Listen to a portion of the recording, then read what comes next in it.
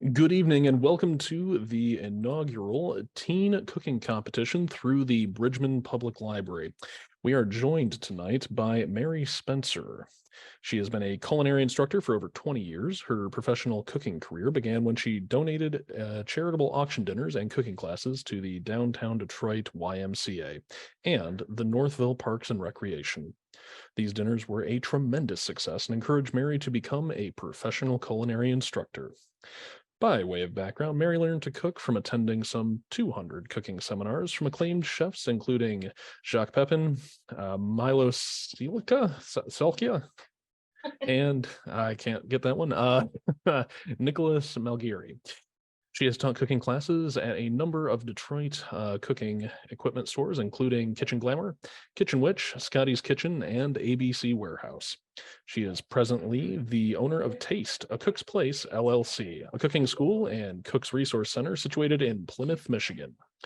Mary has also conducted numerous classes for corporations, service organizations, and individuals. She has been a guest lecturer at the U of M Sociology Department and Michigan State University. Her class repertoire includes over 1,000 tested cooking presentations covering a wide range of topics. Her personal library holds over 5,500 cookbooks. Mary, thank you for joining us. You're welcome. Thank you, Kyle. And hello, everybody. Welcome to my kitchen. Tonight, we're going to be cooking a pan of risotto. And risotto is an Italian dish, typically used as either as a main course or used as as a side dish. You can do either or. Risotto is not only is it a dish, but it's also a technique. So it's a way of doing something. And if you follow the steps that I have listed on your recipe, I think you'll do great. You can make any kind of risotto you'd like. Risotto comes from the northern part of Italy. That's typically where a lot of rice dishes come from, a lot of things that have a lot more like chicken-based things, a little bit more creamier dishes. Typically you're going to find some butter in it maybe. And this, when you finish with the risotto, it should be very creamy. It should be very rich tasting and so forth. But when you make a risotto, you want to make sure that you have all of your ingredients ready to go when you're making it. So I have listed on your recipe sheet some asparagus, first of all. And anytime you're adding something to a risotto like asparagus or broccoli or anything to that effect, you want to cook it ahead of time. So what I've done is I've actually just steamed the asparagus, and I have a little container that's microwave safe. And I cut my asparagus into pieces, so just bite-sized pieces. And I put it in my container with about maybe a 1/4 inch of water, and I microwaved it for about 2 minutes. And it really all depends on how thin your asparagus is. Mine was super, super thin. That was what they were selling in the market. And so if it's a little thicker, it might take a little bit longer, but you don't want it to be mushy. You want it to be kind of, firm, but not, that you can bite into it. So when I'm starting with the risotto, the first thing I want to do is I want to get my broth, my whatever chicken broth you're using or vegetable broth or anything, you want to make it hot. So I have it boiling hot, or when it first came to a boil, and it is really, really hot. You don't want to add anything cold to a risotto. If you add cold water or cold stock, what's going to happen is it's going to take a while for that to get hot in your pan, and then the rice in the risotto will not come out as you intended it to. So you want to make sure that whatever you're using in a risotto is hot. So I'm using some chicken broth. You can use vegetable broth. You can use water. You really can use water, because if you add other ingredients like spices or whatever, the water will, it will be flavorful enough. When I'm cooking a risotto, I don't want to make the rice to be like a rice that you would get from a Chinese restaurant for a stir fry. That's a real fluffy rice. That's a rice that you kind of steam or boil on top of your stove, and you make sure that the rice absorbs all of that liquid and it becomes fluffy where the grains are separate. When I'm cooking a risotto, I want to make sure that the grains are individual they become creamy, because what's happening when I'm making a risotto is it is basically slowly letting out the starch out of the rice as I'm stirring the rice. I'm slowly letting that starch that is in the rice kind of become the sauce for the rice. And we'll show you as we go along and exactly what I'm talking about. So you want a pan that is a little bit deep. You don't want to do it in a soup pot or anything. You want something a little shallower so that you can see it and you can stir the rice, the risotto. I'm going to start off with I'm going to let my pan get hot. One of the things you should always do when you're cooking anything on top of your stove is to make sure that before you add anything to your pan, you want your pan to become really hot. So I always put my pan over the heat and get it nice and hot. I'm also using a nonstick pan here. Doesn't really matter if you're using a nonstick or a pan that is stainless steel on the bottom. You can use either one for this. The nonstick just helps with cleanup a little bit better. So it is really a personal choice, whichever one you want to use. I'm using some extra virgin olive oil, and we're going to add that to my pan. So you want your pan to get hot first. You want to add your olive oil to a hot pan. And then what you want to do is you want to get the olive oil nice and hot too. So before you add anything to the pan, you want to make sure that olive oil gets really hot. So the first step in making a risotto is essentially to saute your aromatics, what they call aromatics. And what I mean by that is anything that I want to flavor the risotto with. It can be onions, it can be shallots, the little kind of smaller onions that are a little sweeter. It can be garlic, it can be a sweet onion, a red onion. I'm using a little celery for this too, because that adds a little flavor. It can be carrot if you want to add a little sweetness. Really, if I wanted to I could add bacon to this and I could saute it, saute the bacon so that that becomes nice and crispy. And then that leaves some of the fat in the pan, and I can saute my food and all of my aromatics in that, which will again add flavor.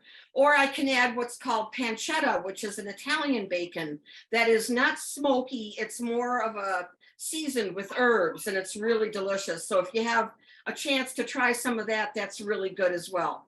So what I've done is I've cut my onion and my celery into small dice. Not much. I'm probably a quarter cup of an onion, a very small onion, and maybe one rib of celery that I've cut into small dice. And then I'm going to add that to my pan. And that is adding my aromatic. Okay. And basically what I want to do, and I'm going to do this over kind of medium heat. I don't want to burn this, and I don't really want to brown this. I'm just looking to kind of what they call sweat. And when I say sweat, I mean, because when you sweat, you kind of your body releases moisture. And that's what's happening when I sweat vegetables. It's they're basically releasing some moisture. They're getting a little softer, and they're not going to be as hard and as crunchy. And that's kind of what I want to happen here. All right. So, you want to make sure you have enough of the oil in the pan so that, things don't stick, and that when you're stirring, things will move around easily. And that's kind of what you want to make sure happens. Okay. So I have my onions and my celery, and at this point they're starting to sweat. And I know that because they're becoming kind of see-through. Okay. Before the onions were real white and the celery was really super green. Now they're becoming more pale in color. So I think you guys can know what I'm talking about when they kind of get a little soft and not so crunchy. All right. So there is my onions and my celery. The next thing I'm going to add is my rice. And you're not going to add just any kind of rice. So I'm going to add this first, and then we'll talk about it in a second. But I'm going to add about a cup of rice to my pan.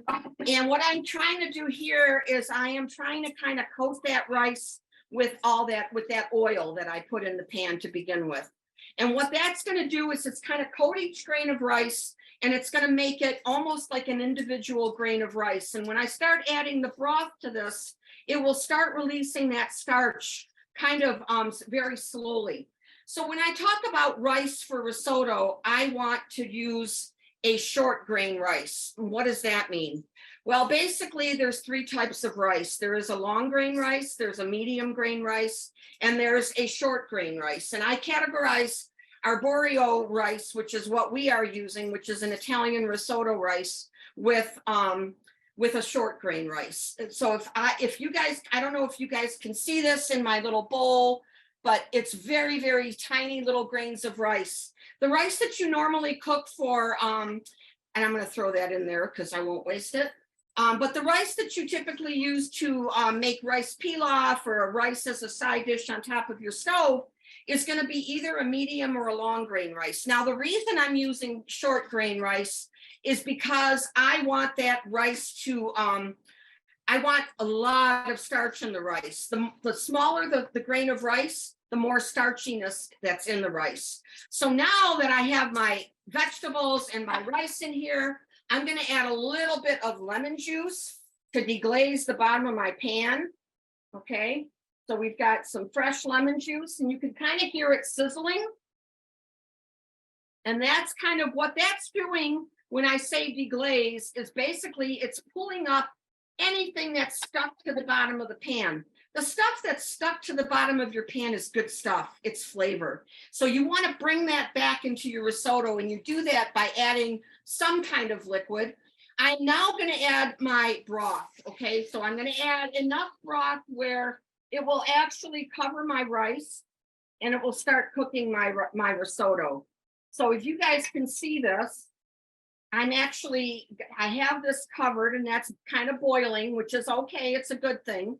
And I have enough in here at this point where it is covering all the rice. Okay, I don't want to leave that rice in the pan without some liquid in it at this point. Now, when I was talking about short grain rice, starchiness in rice is what kind of makes it sticky. So if you're going to be using a long grain rice, like if you use for Chinese food for, that you get for Chinese takeout or whatever, that's a rice that does not stick together because there's very little starch in it. It becomes fluffy when you cook it. But when you're using a short grain rice, it's got an enormous amount of starch in it. Now, when you look at those kernels of rice really closely, and when you make your risotto, you could kind of really look at them and see, or compare them to some long grain rice that you may have at home. But basically, if you are making a risotto, you want a lot of starch in it, because what makes this creamy is the starch in the rice. So by cooking this rice really slowly, I am going to be kind of releasing that starch slowly, and it becomes creamy instead of fluffy. So now I can see the bottom of my pan and it's dry. I'm going to add a little more broth. So this is kind of a process. You kind of add a little more broth. I'm going to add my garlic to this and let that kind of saute a bit. And this is just chopped garlic, and we'll saute that. All right, so how do I know when to add more broth? Well, the easy way to know, and I think you guys can see when I'm doing this, is if I take my spatula, the best thing to stir this with is a spatula, something like this that kind of, conforms to the pan and stirs it really easily. When I'm stirring this, and if I take this spatula and I draw a line down the middle, the liquid comes together very quickly, okay? That way I know I don't need more liquid right away. Okay, I'm gonna let this cook, and I'm gonna turn my heat kind of like a little bit lower. I don't want this to cook too quickly, and I don't want it to evaporate, the liquid to evaporate too quickly. If the heat is on really high, the liquid will evaporate very fast, and then you'll end up adding more liquid than you really need, okay? So I'm gonna wait a second. And then I'm going to do this again, and I'm going to show you that if I take my spatula again and I run a line down the middle, it doesn't come together as fast. Okay, so I can see now, because I can still see the bottom of the pan. Now is the time to add another scoop of broth. Okay, so we add another scoop of broth and we continue to cook it. All right, so, making a risotto takes you about 20 minutes, depending on how much rice you use. If you're making it for a lot of people, it's going to take you a little longer, but typically 1 to 2 cups of rice should take you about 15 to 20 minutes from start to finish. Doesn't really take too long. So you guys can see now that there's plenty of liquid in here, and it's simmering. It's not bubbling furiously like a full rolling boil, but it is bubbling somewhat, and that's what I want.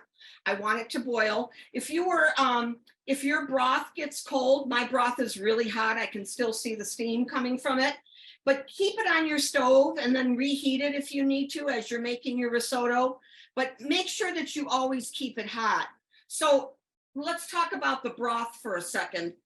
For those of you who wouldn't be following along with this video or whatever, you probably already have some kind of broth already made, but what would you use in terms of broth? For me, it would be either canned broth, like, in a can or in a one of those cardboard cartons that you get at the grocery store, chicken broth, or vegetable broth. If you don't eat meat, people who don't eat meat like to use vegetable broth. If you have homemade broth in your freezer, that would work too. If your mom will let you, have a little bit of that to use, that works as well. Again, water is a great substitute for it. You can typically, use some water, and that will work too. Whatever you want. And I typically like to use what's called a chicken base. And I, kind of don't want to bombard you with too much, but a chicken base has an enormous amount of flavor. It's basically chicken broth that they cook really hard on the stove. So it's boiling and boiling, and then it, what they call reduces. So it evaporates a lot of the water, and what's left is kind of a paste, and they sell it in a jar, and it looks like paste. And basically what you do is put it in some hot water, and then you have stock. So you can use that as well. And you can buy that at any grocery store. So now I'm going to do that trick again. And it's not coming together. So definitely you want to add more. Okay. And then I'm going to stir that again. But you never want to add too much broth. I can maybe add just a little bit more here at this point, because I've added enough here that I can, I do not want to have like some of my rice sitting on top and not covered in moisture. I always want that rice to kind of have a little bit of moisture. One of the things that everybody kind of worries about making risotto is that it was always said that you had to constantly stir it. You really don't. You have to watch it. You don't have to constantly stir it. You do have to keep an eye on it and stir it periodically, because if you don't, you won't get that kind of creaminess that you're looking for. And you want to make sure that you actually get that creaminess. That's basically, the hallmarks of a good risotto is when it's like really, you'll see it when we're done with this. It won't be dry, it'll be really creamy. So one of the problems with risotto when you make it, we'll add another ladleful in just a second. See if I do this, it comes together quickly, so we're not ready yet. All right, so one of the things that happens with the risotto, when you're cooking rice or when you're cooking pasta, these are two things that have a lot of starch in them. When you're cooking either one of them, they're typically cooked in water or some kind of a liquid. And then when you're done cooking them, if you keep the pasta or the rice in a liquid, that liquid keeps getting absorbed by the rice or by the pasta. Those two items, pasta and rice, are notorious for trying to suck up as much water or liquid as they possibly can. So I don't know if you've ever made a soup, or your mom has made a soup where maybe she's added some noodles, to the soup after she's cooked it. And then the next day when you go to have leftovers, you look inside that pot of soup and it's all noodles. It's no, you hardly have any broth because those noodles have absorbed a lot of that liquid. The same thing is going to happen with the risotto. So a lot of times when you're making a risotto, you want to make sure that you cook it and then serve it as quickly as you can. I mean, you can wait about a half hour and that won't happen. And then maybe right before you serve it in your pan, just add a little water to it and then mix it again. So if you're going to be carrying this to the library and to have it judged, you might want to just add a little bit of moisture. I'm going to add another ladleful at this point. All right, and then so that you'll have that, it'll be nice and moist for you. But if you cook it properly in the beginning, from start to finish, You should only have to add a couple tablespoons of water and then, incorporate that, because it'll bring it back to kind of being creamy. Okay. So, at the end is kind of when you have that issue of it kind of absorbing a lot of that moisture, if you're kind of letting it just sit, on your stovetop or whatever. So we'll let this cook.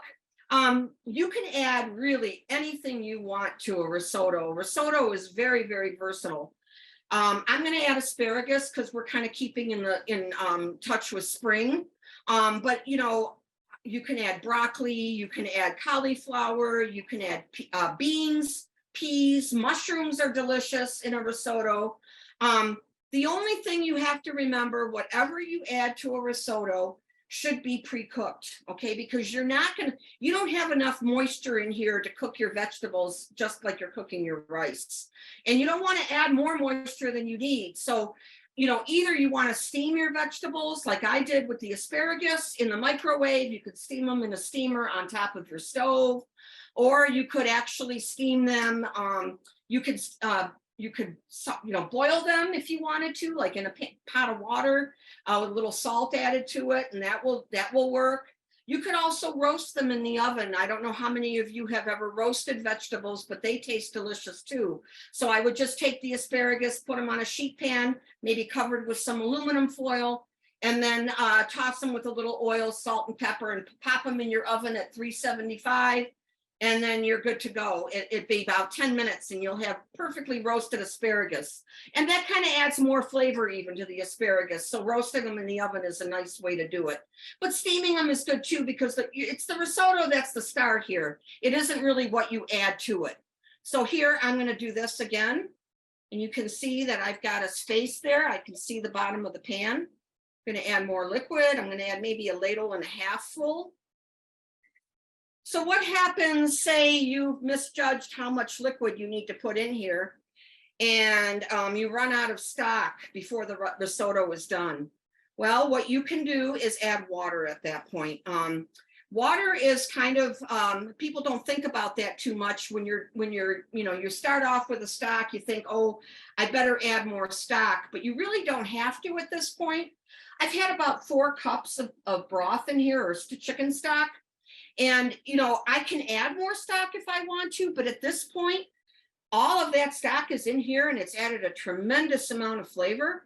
You can add water because you've got the flavor building up in here already. So if you find out that, when you've come to the last ladle and you need a little bit more broth in here, or stock, don't reach and try to make some more for yourself. Just go ahead and add some hot water. You should be fine. Maybe another cup or something, and you should absolutely be fine. So again, I'm going to take this and draw my line, and that liquid is coming together nicely. So I really don't have to worry about this at this point. So one of the other things you can do in a risotto is you can add a protein, which is basically like shrimp or chicken, some kind of a meat. And again, anything that you would add to your risotto, you want to make sure that you cook it ahead of time. So if I was going to be doing shrimp, I would first get my pan hot before I even started my risotto. I would add my shrimp to the pan, get it nice and sauteed till it gets nice and pink. And then when I would add, 3/4 of the way through cooking, I would add my shrimp, and then, back to the risotto, and it's already cooked. I don't have to worry about it cooking in the rice. I can do chicken. I can do some beef. I can do some pork. I can do scallops. If you're somebody who likes seafood, you can even do a piece of fish and just lay it on top of the risotto at the end. It's really, really totally up to you, whatever you like. So again, I'm going to do that trick. And here it's kind of taking its time to come back. So I am going to add a little more broth. Again, you want to make sure you always keep it covered. All right. So how do I know when my risotto is done? Well, as you're stirring it, you can kind of feel that the rice, is still a little bit tough. I mean, I'm pushing the rice around in my pan. I can kind of feel that it's not 100% cooked. But if I really want to know if it's cooked or not, I just take a spoon and then I would taste it. It's almost there. I can chew it, but I can't, it's not, soft. What you want to come to is what the Italians call al dente. That means they don't want you to have it, grainy, or they don't want you to have it still be tough or chewy, or if you bite into it, you're going to crack your tooth because you bit into a piece of rice that still wasn't cooked all the way through. You want it to have a texture of, you can still tell that this is rice, but you don't want to overcook it, okay? Overcooked rice just becomes soggy and mealy, and it doesn't have a really good texture. So before you get to that point, I would say it's even a little bit before when you use that rice that you get with a Chinese carryout. That rice should be fluffy and it should be soft. This rice should be just a little less soft, not a lot, but just a little less tender than a fluffy rice. All right. Now, also when you're buying rice for risotto, there's different kinds. And if you go to the grocery store, sometimes you'll see even like a Japanese sushi rice, because that is also a short grain rice. But you don't want to use that for risotto. It has kind of a different consistency and it cooks differently than risotto rice does. I bought risotto rice at all grocery stores. You can find it in the rice section. And typically what you're going to see on it will be called arborio rice, ARBORIO. And that is a kind of a species of rice that they grow in Italy specifically for risotto. And, it's nice and starchy. It's a short grain rice, and it, works out beautifully.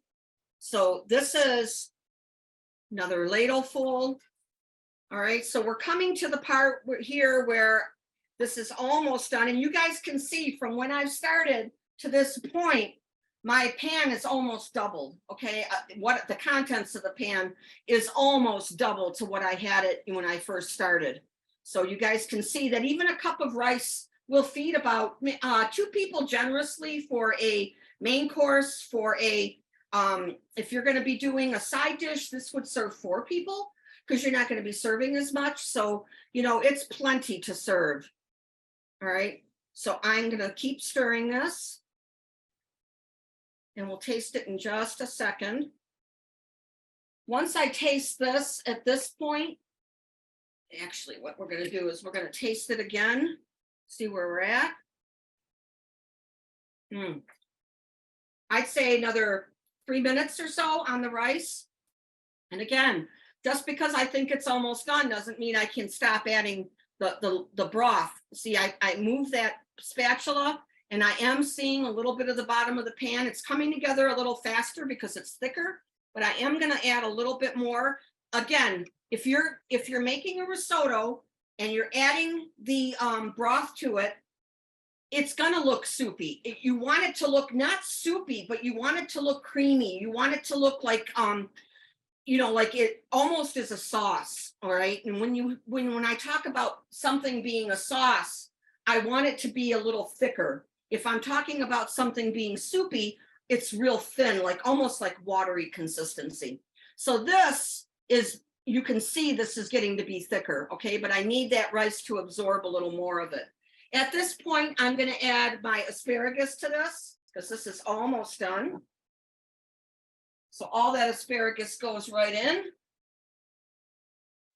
And then we'll reheat this with the risotto. All right. And again, because I want to make sure that this is cooked properly, we do it again. I'm going to draw that line. And, as it gets thicker and a little bit more, you have a little bit more in the pan, it gets a little harder to draw that line because you don't see it as easily. It's still coming together, so I should be okay.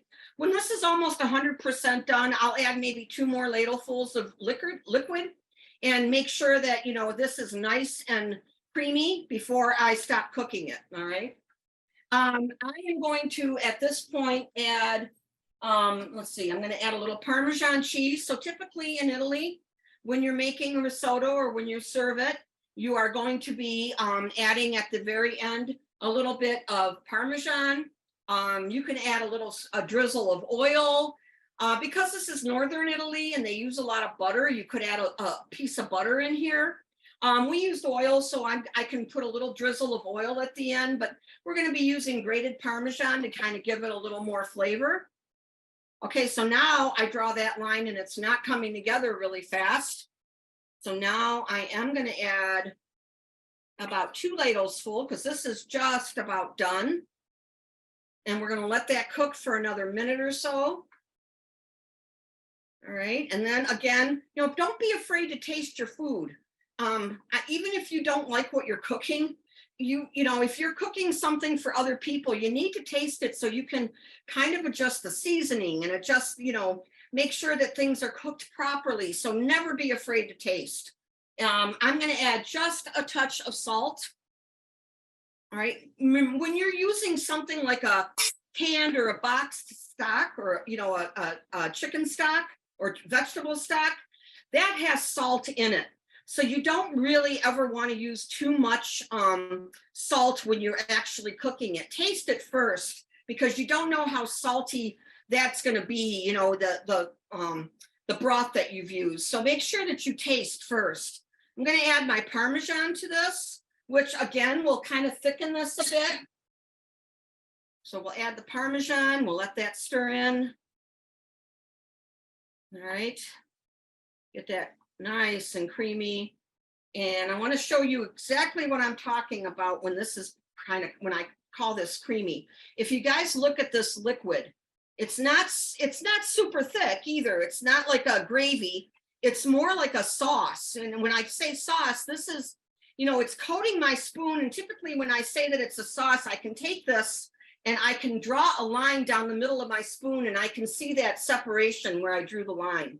So that's kind of how I know that this is the right consistency. Again, if I took some of that sauce and I put it in my spoon and dump it out, and then I take my finger and then just run a line down the middle of the spoon, I should have that where it doesn't come together. Okay, and I should see a distinct line down the middle of that spoon, which I do at this point. So that's a good thing. So now I'm going to taste this again. And perfect.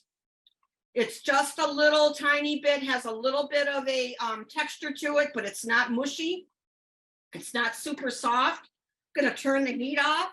I'm going to add just a touch of pepper to this. You don't have to. I like to add that pepper because it just kind of gives it a little bit more flavor. All right, so there is my salt and my pepper. And then I'm going to add, just because I love it, is the, if you take a lemon and you grate the skin of the lemon over your dish, you're going to get more of a bright lemony taste than just even the juice that you used. It has the oils of the lemon in it. So you're going to find it's going to be really, really flavorful. You're really going to get that bright lemony taste. So we'll add that. I'm going to add just a little bit more lemon juice to end. A lot of times what I like to do is I like to take those flavors that I added in the beginning and I like to add them in the end too, so that they kind of, I know that I've added them at that point. Okay, so we can plate this. I'll show you what that looks like. All right, so I'm going to plate this in a bowl.